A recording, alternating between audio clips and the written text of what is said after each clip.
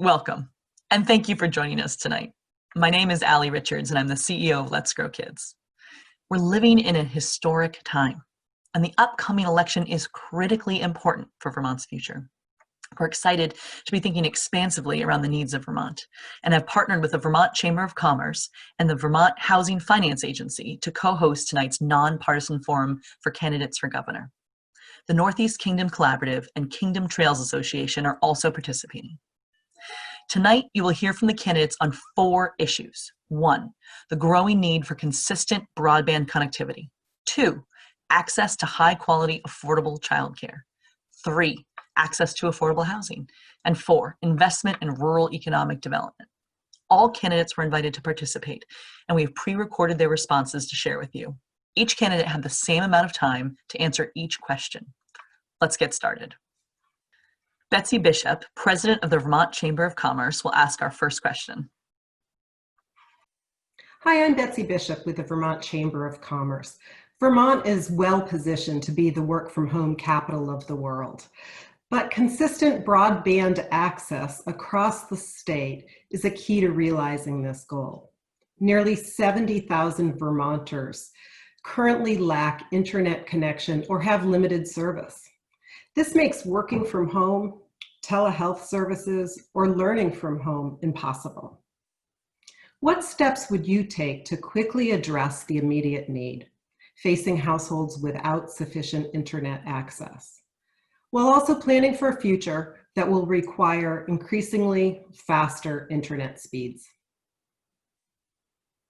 Well, first of all, thank you very much for having me on today and putting this on. It's important for all of us to get together and hear our perspective views. And so with broadband, I agree that access to broadband has been a critical issue. We knew that before the pandemic, and it's become even more obvious over the last 6 months as we have been working more and learning more from home.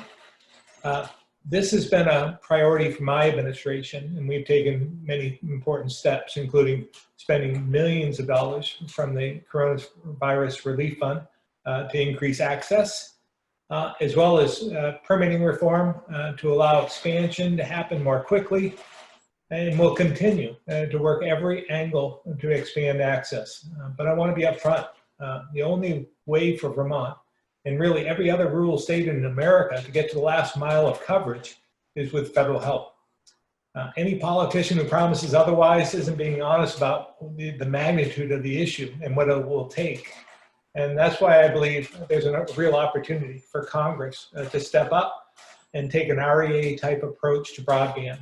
The REA was the Rural Electrification Act. It was adopted in 1935, I believe, to help states like Vermont get to the last mile for electricity. So we need to take the same approach with broadband, and I've had many good conversations with Senator Leahy and Congressman Welch about this, and I'm hopeful that Congress will come through. I'm David Zuckerman. I'm the Lieutenant Governor of Vermont and the owner of a family farm in Heinsberg, Vermont with my spouse and daughter. And I'm running for governor in order to move Vermont forward with a vision for our future, to develop an economy for all, and really to rebuild our rural economy and a climate economy that will help Vermont's future.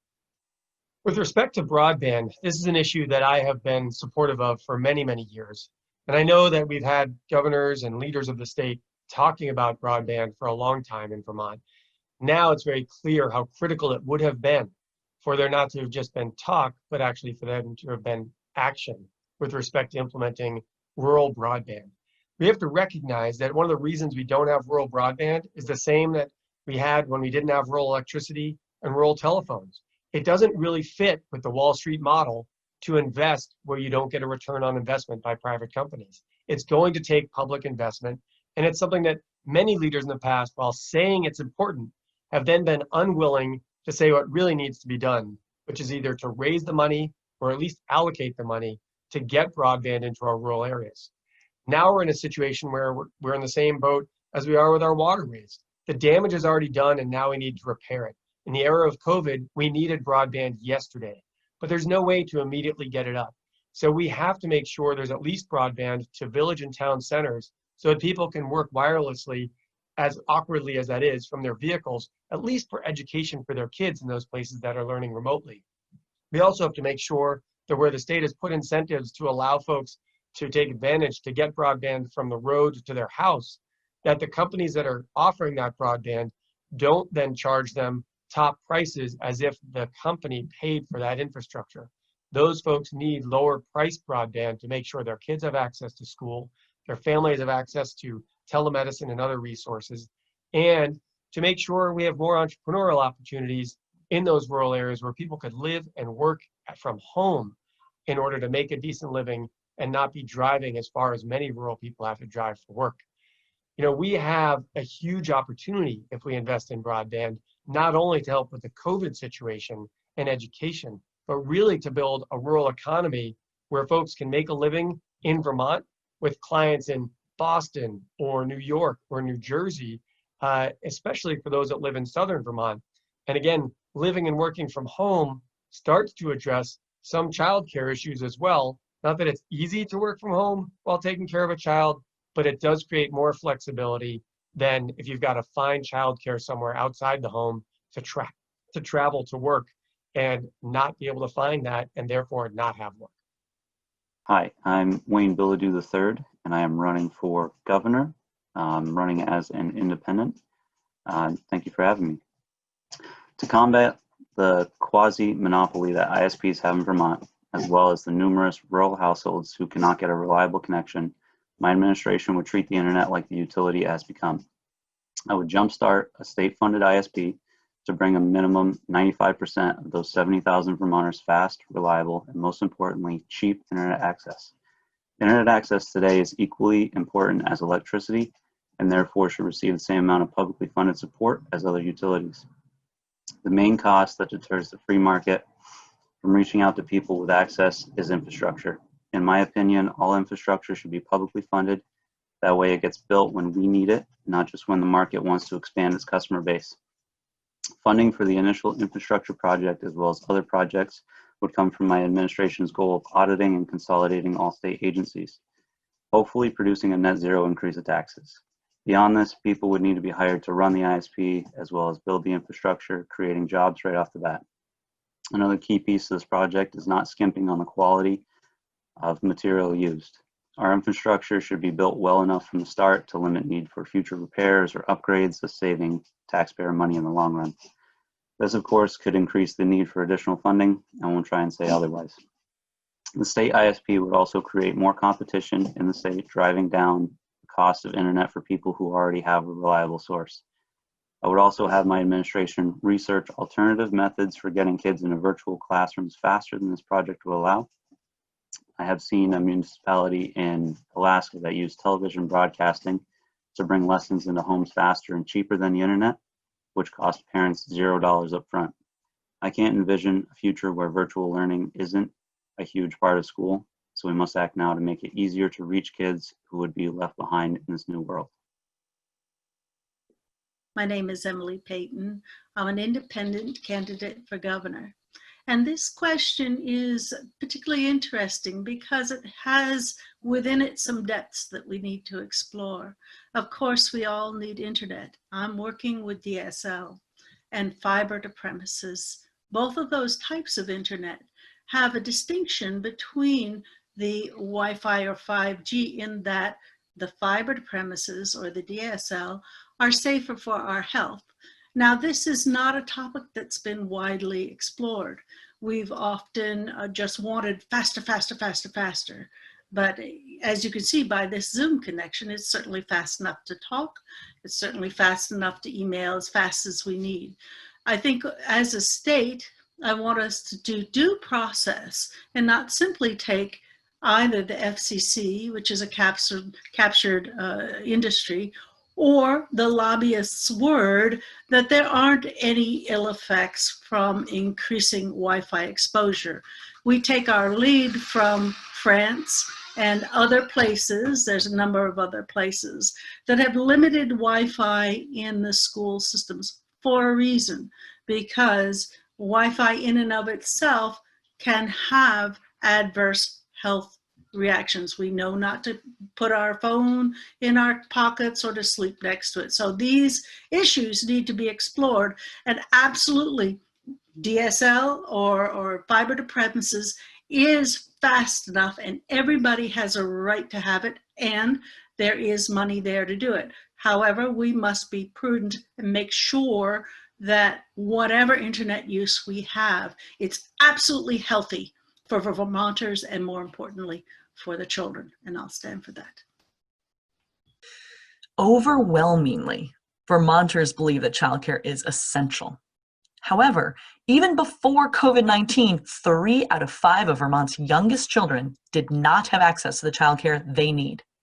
A recent poll found that 75% of Vermonters support increasing state funding for childcare, and Vermont's Blue Ribbon Commission on Financing High-Quality, Affordable Childcare found that achieving an affordable, high-quality childcare system would require an investment of approximately $206 million per year. What is your vision for Vermont's early care and education system, and how would you propose funding this system? I have 2 daughters, one 5 years old, one 11 months old. I know firsthand how difficult it is to find childcare now and before the pandemic started. How can we expect parents to go out and move our economy forward if they cannot find someone to watch their kids? We simply cannot. My campaign is built on starting the war on poverty, which starts and ends with children. Poverty is cyclical in that a child raised in poverty will most likely not be able to break poverty in adulthood. Poverty does not need to exist in the wealthiest country in human history. It is foolish to think we cannot afford to appropriately feed, educate, clothe, and house the families struggling to achieve success in the most prosperous country in this world has ever seen. Specifically, my administration would push for, at minimum, 6 months of paid parental leave for mothers and fathers. The first 6 months of a child's life are crucial to healthy physical and emotional development. Also, being forced back to work can cause unnecessary stress on parents who will most likely be struggling to get a good night's sleep. After that, I believe all childcare needs, including preschool, should be paid for by the state. I'm not against local childcare providers that dot the state, but they should be paid directly by the state to keep childcare costs reasonable and consistent. Our absolute most important investment is the well-being of our children. Every child deserves high-quality food and clean water and education, no matter the financial situation of their parents. Funding for this massive increase in childcare services would partially stem from the taxpayer savings realized by the statewide audit I mentioned earlier, as well as a new universal education tax. My goal with this education tax is to separate education funding from property tax. Many parents rent and do not directly pay into taxes that fund their child's education. Our state has very high property taxes, directly resulting from including education costs, especially for people in Chittenden County. By removing the source of school funding from property taxes, they instantly go down. Revenues, however, will increase because of this tax, as more people would be willing to pay into, or would be directly paying into the funding for schools, creating a much more fair and equitable revenue stream that ensures students from Troy, Vermont have the same access to funding as students from Essex, Vermont. As many of you might know and remember, since my first inaugural address as governor, I've made early care and learning a top priority for my administration. In fact, I proposed and signed record funding increases for child care financial assistance program, a 30% increase under my watch as governor. And if the legislature had just agreed to my recent proposal in this area, which would have used online sales tax receipts to support early education, we'd be funding the system today at closer to $60 million per year, which is double what we currently spend. I fundamentally believe that we need to take a look at our entire education system in a new way, from cradle to career. I've talked about this a lot. That means putting more emphasis on early care and learning, as well as higher education and trades training, all within the structure that we have now. We spend about $1.8 billion on education right now. We all know the science is real. A child's brain develops immensely fast from 0 to 5 years old. And investing in our kids early is one of the most important things we can do, and it will pay big dividends in the years to come.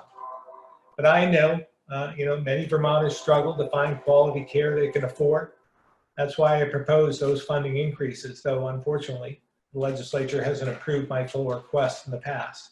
But again, we need to take a much more holistic approach as we look at how we educate our kids, because they deserve nothing less. Vermont has great schools, teachers, and staff, and by most measures, we deliver a good education. But we could have the very best education system in the country if we have the courage to face the reality of our current system, our demographics, and rethink the policies of the past. And that means spending more earlier. So I assure you, this will continue to make this, I will make this a top priority for my administration. We absolutely need to have the money for the things that we want to do. And there is a saying that whoever is sovereign issues the money. So Vermont would be more sovereign if we had a public bank, because then we could set the bank's lending priorities, not an external bank, which we are now currently more dependent on. I have a lot of proposals regarding increasing our capacity to fund what we want.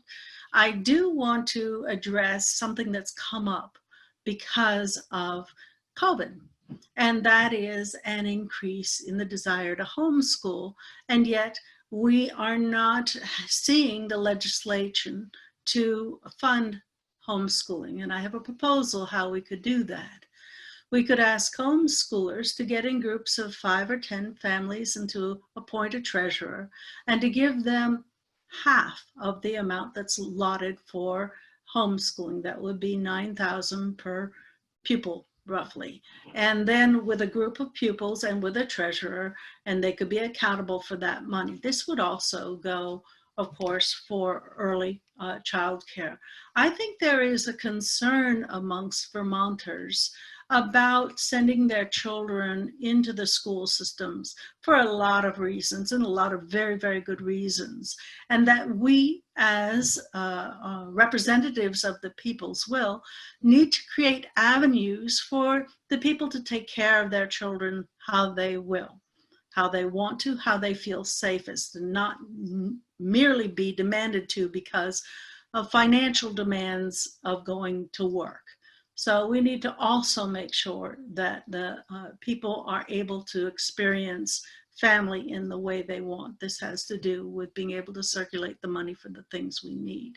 So I would propose that we make it a priority and across the board, prioritizing the children's health. And specifically because this question isn't asked elsewhere, I think we need to look at the problem of vaccine injury and the fact that vaccines are not, makers are not held liable. I know this is off topic, but this needs to be addressed. And there's no place in this forum to address it. So I'm slipping that in there. If we need 205 million because that's what the people want, let's prioritize it. I can find it, I can make it do.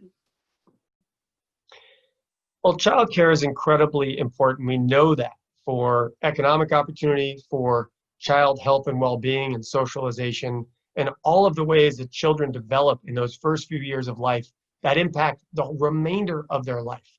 And this issue is close to my heart. My mother was on the school board when I was growing up and started some of the first child care programs in the schools in the town I was growing up in, as well as after school programs to address the latchkey kid situation, but also to give educational opportunities where you had child care in the schools and the kids in high school could start to learn some of the profession of child care and early education as potential career paths as well. So it really did multiple good things in the community.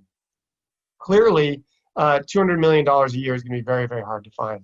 We need to find ways to both reduce those costs and create other opportunities. We have situations where some kids, excuse me, I have a fly, some kids and facilities don't have enough age balance to make it work economically. We also need to make sure that the state helps with our child care programs by expanding CCFAP funding so that more kids have and families have the resources to pay enough to make it so that providers can exist and make a living. We know that's a real challenge. We also know a lot of providers are having a hard time finding and keeping employees because of lack of healthcare. We need to invest in healthcare support for working class and low income people to make sure that healthcare isn't the blockade to people working in the childcare field. We have seen that we have to make more investments in childcare because of the need from the economy to the well-being of our kids. And I will also say that I've worked hard to bring stakeholders into conversation throughout this campaign, including parent-child center folks and other child care providers, to have the conversations to build on a child care system for the future. Again, if we don't have child care, we don't have families, and we don't have an economy that works, particularly in our rural areas. And a backbone of my economy, of my agenda as governor, is to rebuild the economy in our rural areas, so we have to invest in childcare. Next, we will hear from Maura Collins, Executive Director of Vermont Housing Finance Agency. Hi, I'm Maura Collins. I'm the Executive Director of the Vermont Housing Finance Agency. We're a statewide affordable housing lender. The state moved quickly to save lives when people who were living in congregate homeless shelters in early March were offered individualized hotel or motel rooms so they could be safe from the virus. This was a brave, yet costly and unsustainable solution. Considering Vermont has a well-documented shortage of homes affordable to many Vermonters, the question now is, what's next for these individuals? How would you address the public health risks facing people without homes, and how would you address their ongoing needs? So we know that affordable housing has been a challenge in Vermont for a long time. And there was a big investment made a few years ago of $33 million of bond money that leveraged a couple $100 million of investment. So we know if we put public money into affordable housing, we have the ability to leverage tremendous amounts of private and federal money to help. This shortage is going to be exacerbated under the COVID crisis because we're seeing folks in the Boston, New York markets buying properties in Vermont sight unseen because of our low rates of COVID and our rural living where people are spaced apart and there's less risk without the density that you have in the major cities. It's been a huge piece of my campaign plan from day one to do a Green Mountain New Deal, where we would sequester half of the Trump tax cuts to the top 5% of Vermonters, generating almost $100 million available for investment in Vermont's economy. I would earmark about $20 million a year for the next few years to affordable housing being built in our town and village centers. We need to do this in order to make housing available to working class Vermonters, as well as to rebuild our town and village centers, which will help our schools, will help our small businesses in those towns like coffee shops and stores, and it'll make it be possible for there to be a future in our rural economy in our small towns and villages in Vermont. We also have to put about $20 million a year into broadband in order to help make it so people can live and work in our rural areas. Again, building the economy in those areas. It is clear that to end homelessness, we also have to look at the roadmap. And the roadmap included investing in building new housing, which I just touched on, additional rental assistance, which we need to continue to do. We also need to look at where rents are really high and see if there's ways to incent our landlords to either bring down those rents while they can still make plenty of profit, because right now it's market-driven prices more than cost of the housing situation. So people can live, for instance, in Chittenden County on the wages that people make. Affordable housing is very difficult, particularly in Chittenden County in that regard. And we need to look at, other ways to save money in state government that we could shift the resources. I believe the Agency of Education and the Agency of Human Services could blend some of their services for kids in our schools and outside our schools in the social services arena and save state government money so we could free up dollars for more housing needs. There is a movement called Home First. And what it means is that the very first step that the state needs to take to help people who are housing challenged is to provide consistent, stable housing. This step has happened in blue and red states. I believe it was Iowa, I think, or was it Utah? One of those two were giving and have been giving homeless people a place to stay first and foremost. Now, what they would do is they would buy old hotels that are going out of business. I think there's one that's happened up in Shelburne, and they'd offer a person a place to stay. From there, they had them in a place where they could give them services. I want to tell a story that happened to me when I began running in 2012 for public banking and other proposals that will be good for all. A woman came up to me in Montpelier when I was getting signatures, and she ended up being homeless. I didn't recognize it, but she told me so. And I said, well, let us simply buy these used hotels and provide homes. And she got all agitated. She was worried about my safety. And I said, well, what's wrong? Isn't that a good plan? She said, there are too many people making too much money off of the homeless in this state. And sadly, that is true. I've seen waste beyond measure here in Brattleboro, where they have bought a hotel and they have spent $6 million simply to provide 22 units of 350 square feet.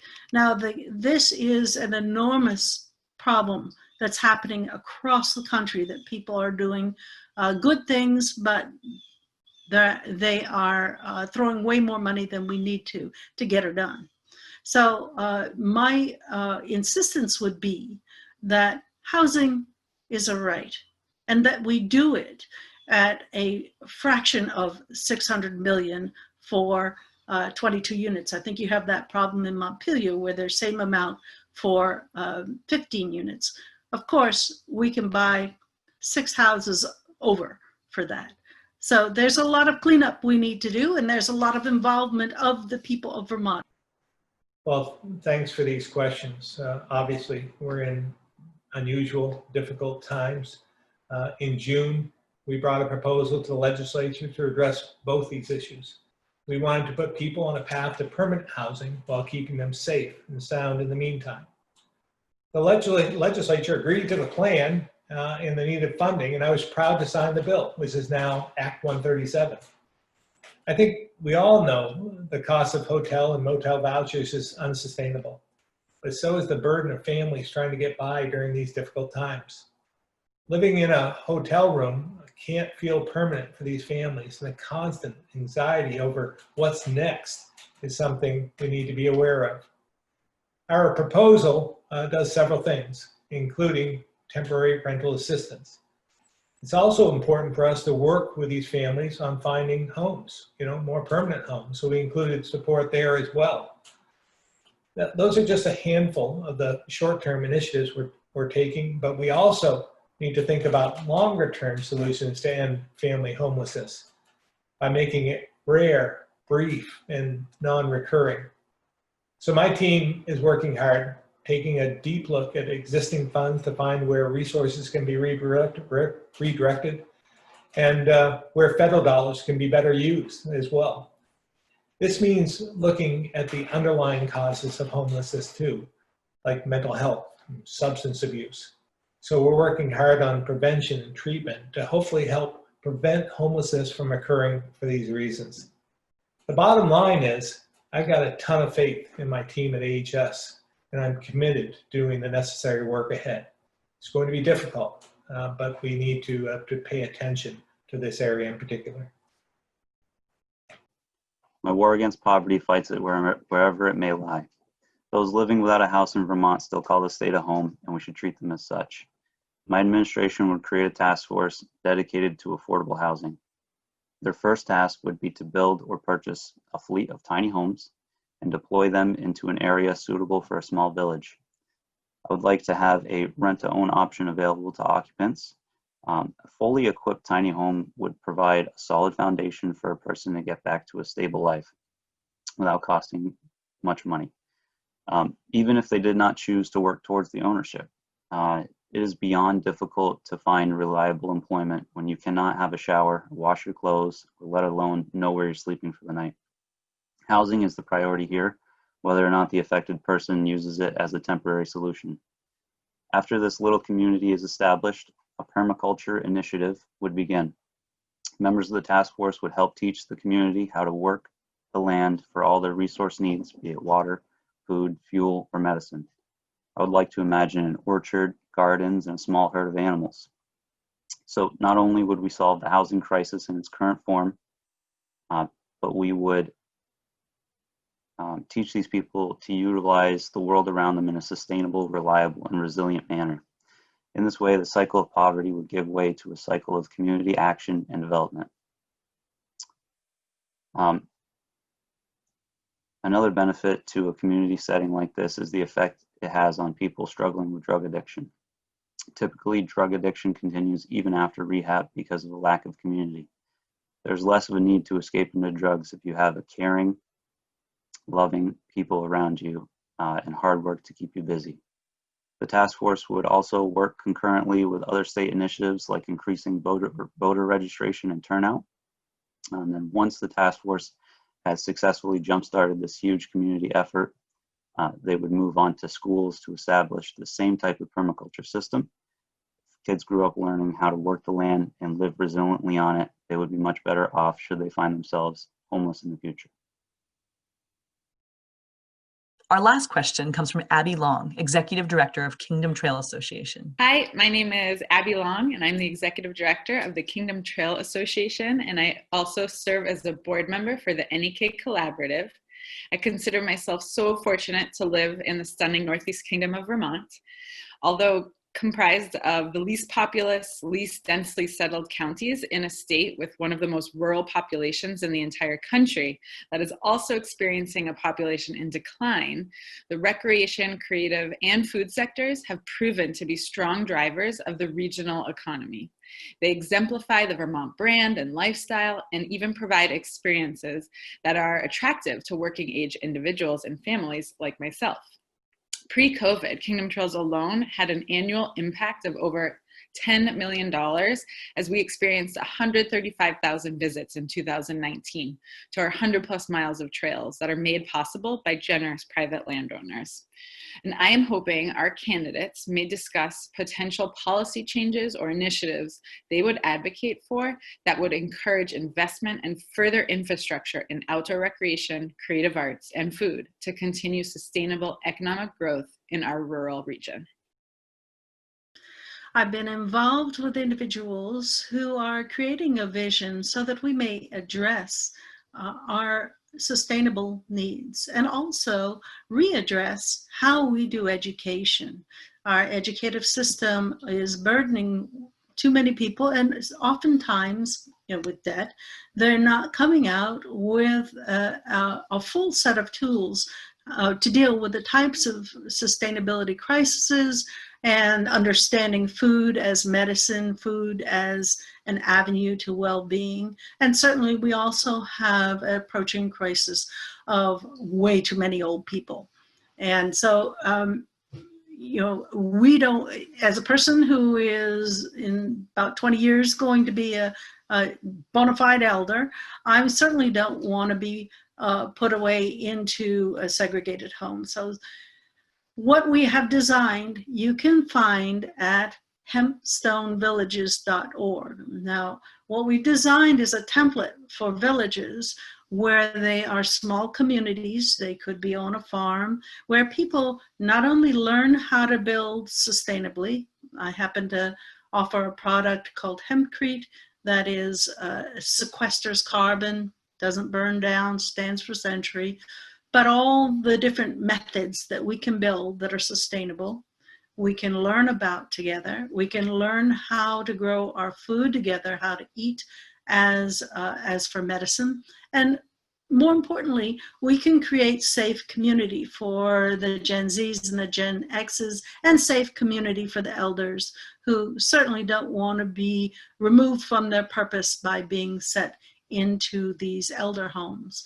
So if you want to begin to attract people back to the state, we need to give them a safe environment, an environment to step into their creativity and to step into their excitement for learning what motivates them to learn. And in our entire school system has been, sadly, a compliance-based school system, but we know that if we encourage people's unique interests, they will fill out a fabric of society in such an awesome way.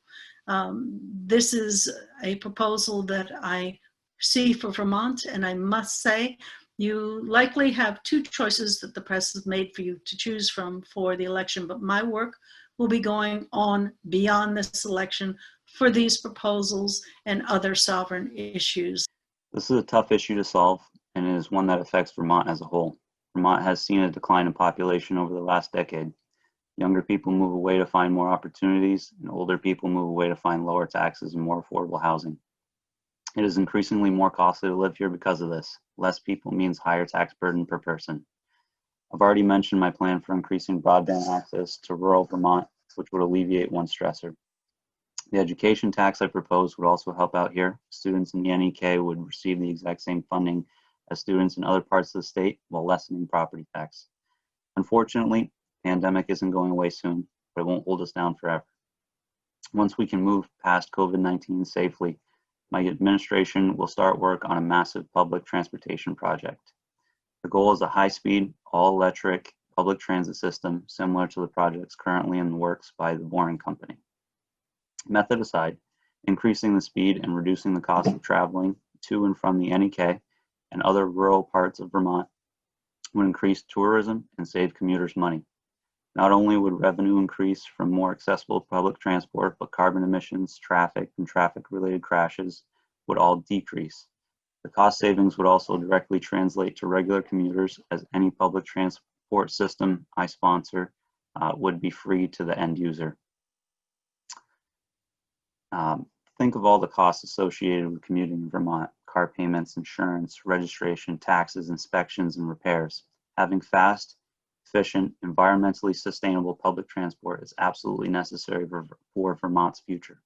The limiting factors to this type of project are initial costs, which would be high, and time, which would be limited. With only a two-year term as governor or lieutenant governor, it would be very difficult to get such a project started.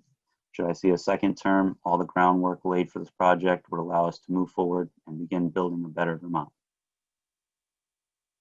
Well, that's a critically important piece of the equation in terms of rebuilding our rural economy, is our agricultural economy, our creative arts economy, and our outdoor recreation economy.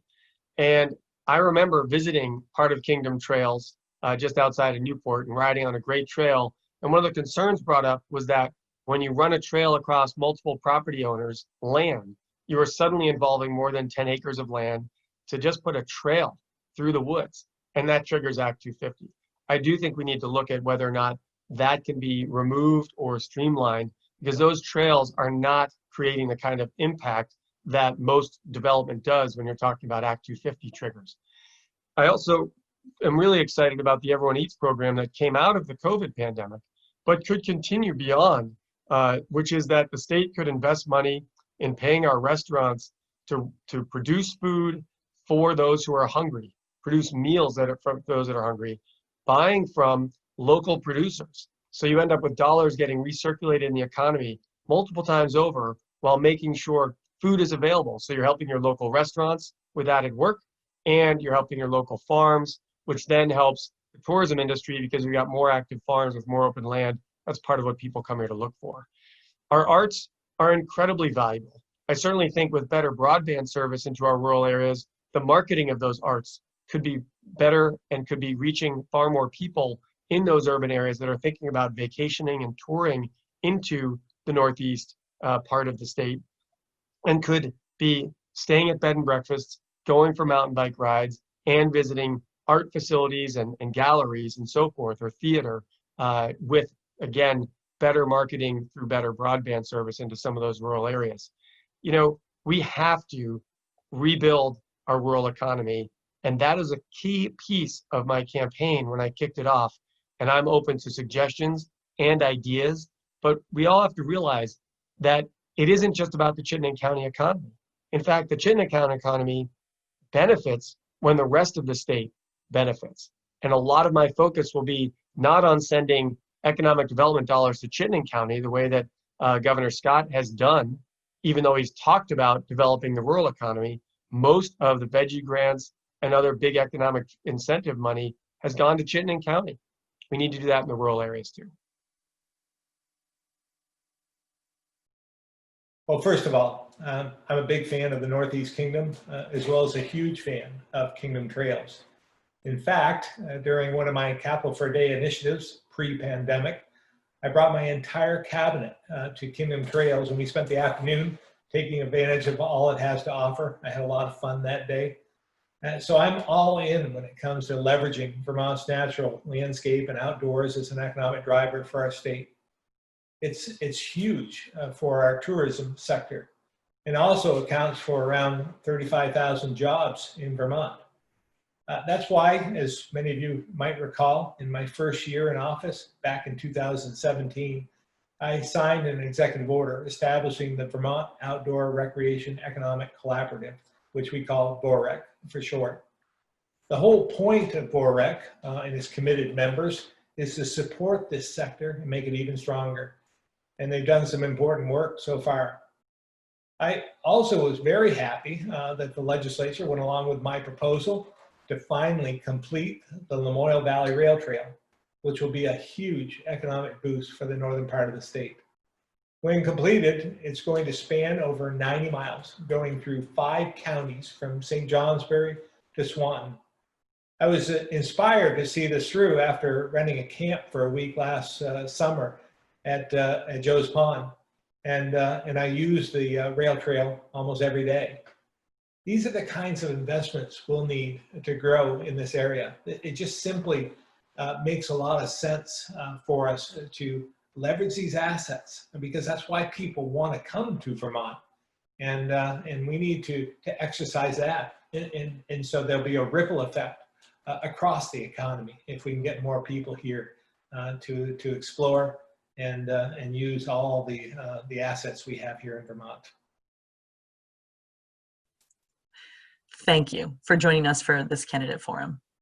We're so glad that you tuned in, and we hope that you'll share what you heard tonight with your friends and family so we can all be informed. Finally, please be sure to vote so that your voice is heard in this election. Good night.